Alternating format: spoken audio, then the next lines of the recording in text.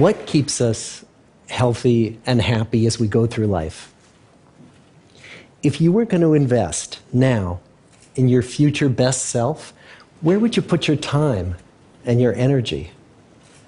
There was a recent survey of millennials asking them what their most important life goals were. And over 80% said that a major life goal for them was to get rich. And another 50% of those same young adults said that another major life goal was to become famous. And we're constantly told to lean into work, to push harder and achieve more. We're given the impression that these are the things that we need to go after in order to have a good life. Pictures of entire lives, of the choices that people make and how those choices work out for them, those pictures are almost impossible to get. Most of what we know about human life, we know from asking people to remember the past. And as we know, hindsight is anything but 20/20.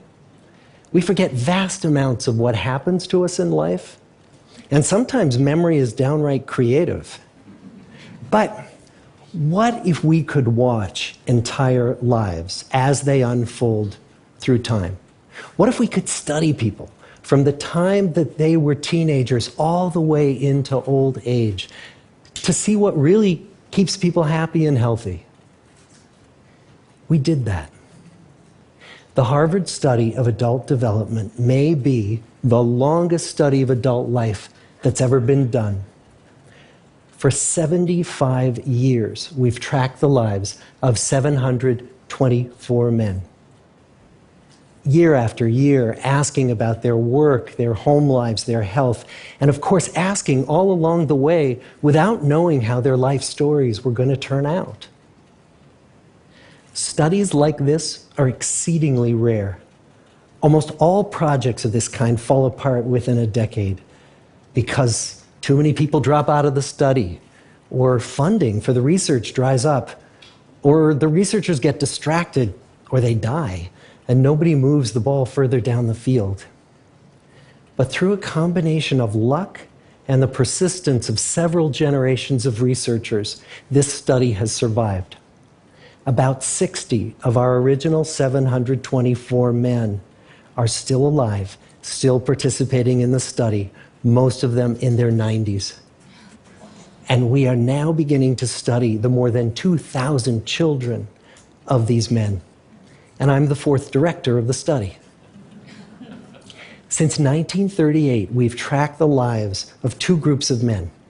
The first group started in the study when they were sophomores at Harvard College. They all finished college during World War II, and then most went off to serve in the war. And the second group that we've followed was a group of boys from Boston's poorest neighborhoods. Boys who were chosen for the study specifically because they were from some of the most troubled and disadvantaged families in the Boston of the 1930s. Most lived in tenements, many without hot and cold running water. When they entered the study, all of these teenagers were interviewed, they were given medical exams. We went to their homes and we interviewed their parents. And then these teenagers grew up into adults who entered all walks of life.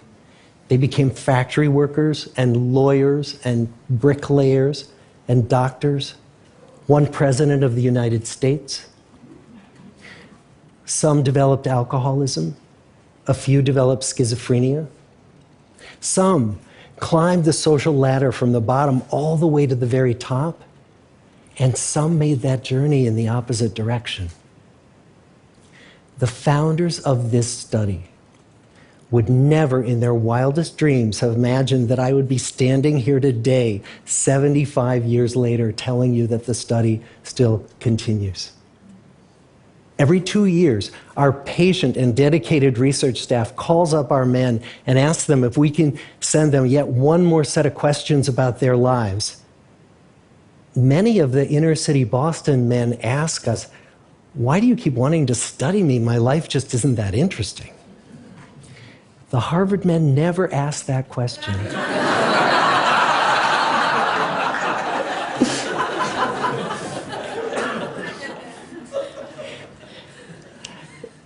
get the clearest picture of these lives, we don't just send them questionnaires. We interview them in their living rooms. We get their medical records from their doctors. We draw their blood. We scan their brains. We talk to their children. We videotape them talking with their wives about their deepest concerns. And when, about a decade ago, we finally asked the wives if they would join us as members of the study, many of the women said, "You know, it's about time." So what have we learned? What are the lessons that come from the tens of thousands of pages of information that we've generated on these lives?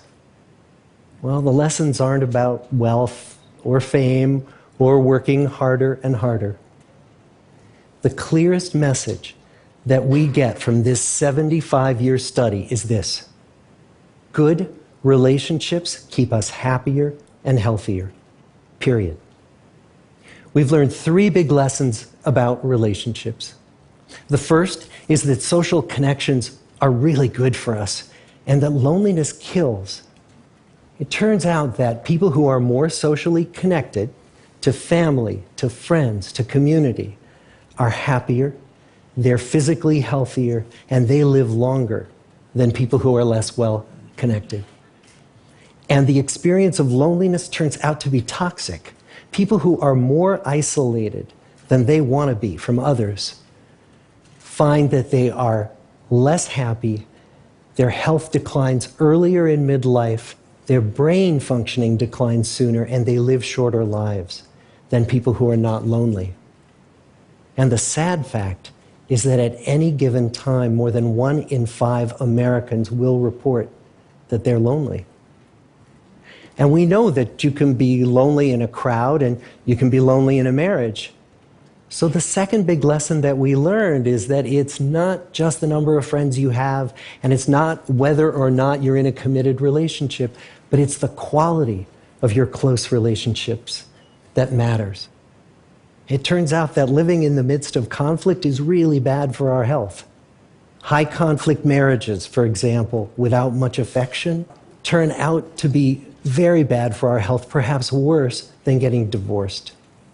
And living in the midst of good, warm relationships is protective.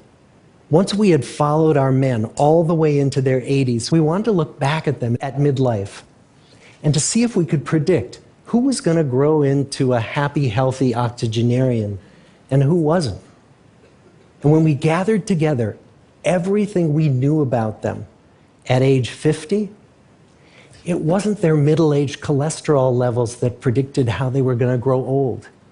It was how satisfied they were in their relationships. The people who were the most satisfied in their relationships at age 50 were the healthiest at age 80. And good, close relationships seem to buffer us from some of the slings and arrows of getting old. Our most happily partnered men and women reported in their 80s that on the days when they had more physical pain, their moods stayed just as happy. But the people who were in unhappy relationships, on the days when they reported more physical pain, it was magnified by more emotional pain. And the third big lesson that we learn about relationships and our health is that good relationships don't just protect our bodies, they protect our brains. It turns out that being in a securely attached relationship to another person in your 80s is protective. That the people who are in relationships where they really feel they can count on the other person in times of need, those people's memories stay sharper longer. And the people in relationships where they feel they really can't count on the other one, those are the people who experience earlier memory decline. And those good relationships, they don't have to be smooth all the time. Some of our octogenarian couples could bicker with each other day in and day out. But as long as they felt that they could really count on the other when the going got tough, those arguments didn't take a toll on their memories. So, this message that good, close relationships are good for our health and well-being, this is wisdom that's as old as the hills. Why is this so hard to get and so easy to ignore? Well, we're human. What we'd really like is a quick fix, something we can get that'll make our lives good and keep them that way. Relationships are messy and they're complicated, and the hard work of tending to family and friends, that's not sexy or glamorous. It's also lifelong. It never ends. The people in our 75-year study who were the happiest in retirement were the people who had actively worked to replace workmates with new playmates. Just like the millennials in that recent survey, many of our men, when they were starting out as young adults, really believed that fame and wealth and high achievement were what they needed to go after to have a good life. But over and over these 75 years, our study has shown that the people who fared the best were the people who leaned into relationships with family, with friends, with community. So what about you? Let's say you're 25, or you're 40, or you're 60. What might leaning into relationships even look like? Well, the possibilities are practically endless. It might be something as simple as replacing screen time with people time, or livening up a stale relationship by doing something new together, long walks or date nights, or reaching out to that family member who you haven't spoken to in years, because those all too common family feuds take a terrible toll on the people who hold the grudges. I'd like to close with a quote from Mark Twain. More than a century ago, he was looking back on his life, and he wrote this: "There isn't time, so brief is life, for bickerings, apologies, heartburnings, callings to account. There is only time for loving, and but an instant, so to speak, for that." The good life is built with good relationships. Thank you.